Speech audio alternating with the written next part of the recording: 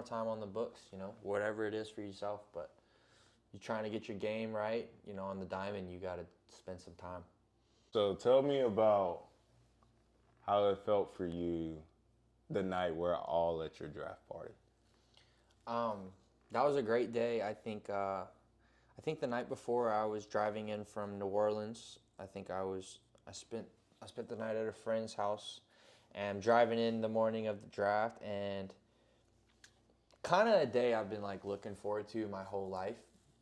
But I looked forward to it when I was a senior in high school too. So it was like I had like expectations, but it was like, what's gonna happen? Because the last draft day I had was like, oh, you got drafted, but you're not signing. So it was like not really whatever. But there was a feeling this day that it was what I wanted it to be, and I woke up on that morning, and I don't know. I had no expectations. I wasn't sure what it was gonna feel like or nothing. So I wasn't trying to force anything. I wanted to make sure the people I wanted there were there, because that was an important moment for me, because it had nothing to do. It wasn't all me that had gotten all that stuff done. Everybody in that room had participated or gave me something to give me the chance to overachieve and be in that situation. So in that day, I wanted to be as grateful for the people around me as possible. And so when everybody was around me and a group of people who have never been around each other, that's another thing too. It's like I go to your, we went to what was it, 4th of July? Yeah. Yeah, so I went hang around with your family for the 4th of July in Houston. And it was just like people I've never been around, but everybody's like hanging out because it's 4th of July. Like this, we're having a 4th of July hangout. That's the vibe. But people who have always been around each other. For me, it was so many different people who haven't always been at my baseball events all the time. I had my teammates and you guys were there, but I had my sister's dad.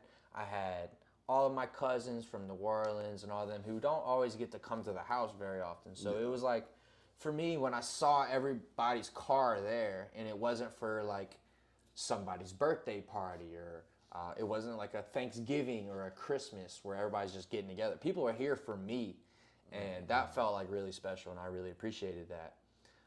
But it was a seesaw that day. That emotion day was because like you gotta be like objective, and it's so weird because everybody's there because of like everybody wants to feel it, when it happens. But it wasn't done. Like when I showed up that day and sat on my couch, the deal wasn't done. So there was low key a lot of time passed. It was the 2020 draft, so there was only 5 rounds. Yes. The money pool was actually kind of dried up. There was not a lot of spending in this draft. A lot of teams went all in on their first 1 or 2 picks, and I remember negotiating and just being told that these guys are out of money. They're all telling, we can offer you this, and I'm thinking like, the number we had thought about months ago is nowhere near this. But for me, it was a priority to play pro baseball. So you're weighing I really wanted to play pro baseball. I didn't really want to go back to school. I would have done it. It wouldn't have been a problem, but I didn't want to do that. It wasn't number one. So I'm trying my best to get a deal that I think is good for me. So, and then waiting it all out, and then being able to come out of my room after like the 19th call, and just like, bro, I'd never forget that. We're all in there, and we're like, yeah. And it's so terrible because, we're all in there watching the draft. It's 5 rounds long, and I think I'm projected, I think before the year started, I think I was projected like top 2, and I thought I was going to be first if I had a good spring. I didn't have a great spring.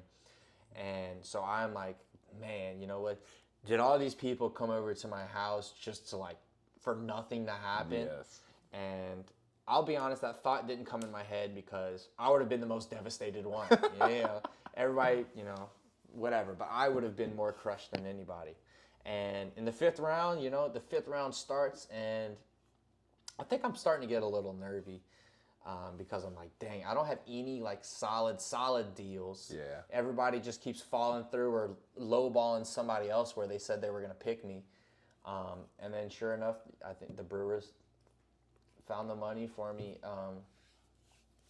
for that negotiation. And then, so it was nice to be able to sit on the couch and like, hey, Dad's the next one.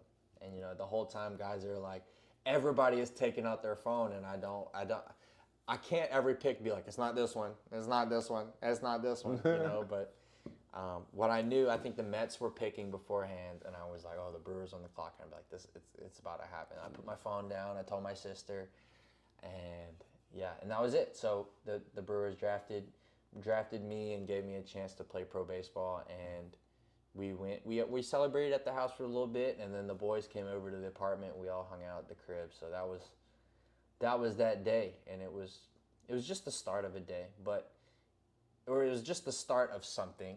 But it was for that moment, for being the college kid one moment to having a job, was like it was a really nice feeling, you know.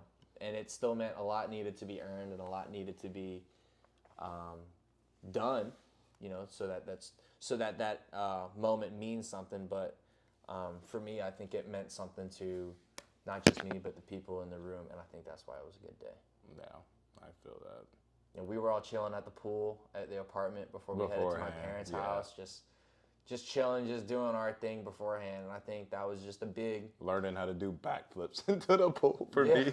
Yeah, we're doing backflips in the pool, but it's like, that was just the point, you know, it's just another day, you're around people that you wanted to be around, and, you know, you do what you do. It's another day, it just so happens that they're doing phone calls on the television, and people are getting some stuff, but... I would have loved to see that 2020 team play a full year. I know, man. That's just so weird. And the only reason I say that is I don't think we bonded any better besides that year and the year before. Dude, it sucked so bad. Mm-hmm. It was so hard that year, and that's what made it. You know, as much as like the hardest teams I played on in high school were those sort of like squads, and it was exactly what you said. It's like, man, it would have been so cool to see like what everybody would have done, because like, I mean, bro, a month in is not ball. That's not a ball season. No. That's not it. Guys are gonna come up. Guys are gonna come down. Teams are gonna go up. Teams are gonna go down. I think we were on like we won a couple games, right? Right before so we started off super slow, and then right before COVID, I think we run our like last 7.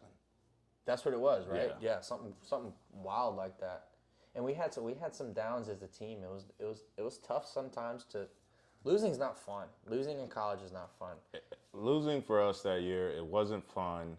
On top of us doing our tributes for our coaches, for our coach, like us, well, for us that are close with his kids and his wife. So like, yeah, it's made for a weird energy, honestly. I mean, that opening day was so hard to play. Like, we're doing the tribute on the board. Like, we're revealing a statue for him. It was like. It was a lot. Emotionally, it was a lot. And it was just like, jeez. That's all. Like, that's honestly all I can say to it. Yeah. And it's so crazy, and the year ends, it's just almost like, yeah, like that's what it was. That's how crazy this year has been. We're just going to cut it after 17. But yeah, I think about that a lot. I think a lot about the seniors in high school too, who were relying on their season to try to go somewhere. Yeah. So those are the kids I probably feel for the most. I saw some kid at his name's Sammy. I saw him at Reds last week, and I asked him. I don't remember if he played baseball his senior year, but he was a quarterback, and I used to give him hitting lessons when he was like younger, and he was a senior. I saw him in the cold tub, and I was like, "Hey, Sammy, what year did you graduate?" And he was like 2020, and I was just like, "Dang, all of those kids, bro, just spring sports gone, bro." You know, that's. So we had ours, but we still played a little bit, but yeah. But then we had the Sandlot League. Yeah, then we had the Sandlot League, and then we had You left. You went and played indie ball. Oh, I did. I played in Joliet for the Nerds Herd for a month, I think.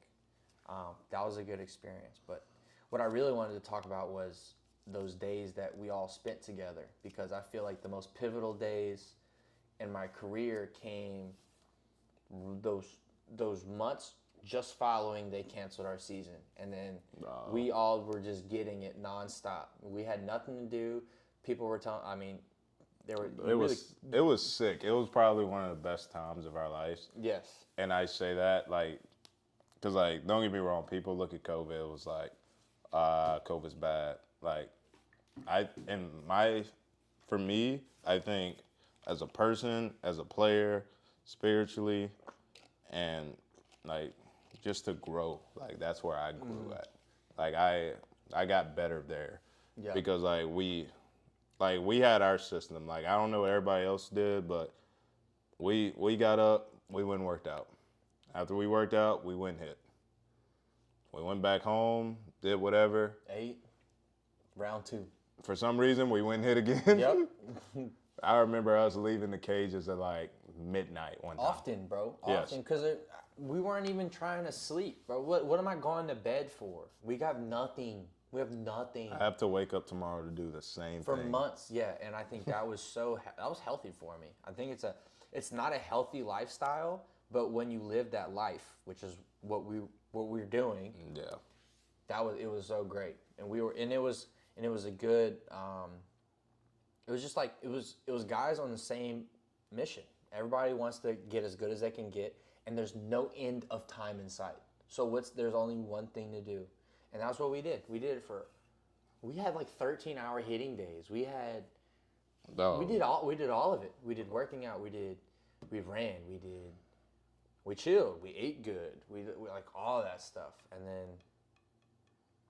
then all of it, I mean, how long was that? Was that what? We did that for 4 months? 5 months?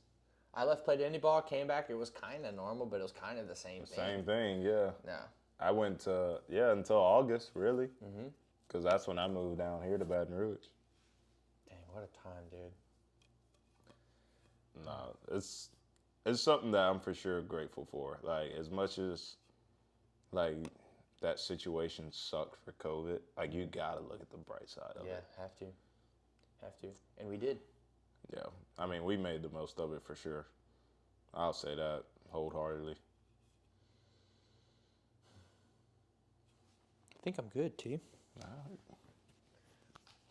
Ladies and gentlemen, this is the first Minipod. It's not really a Minipod. We kind of got after it today. With my boy T, baby. We'll probably bring another one back. Hey, let's do it. We'll see you guys.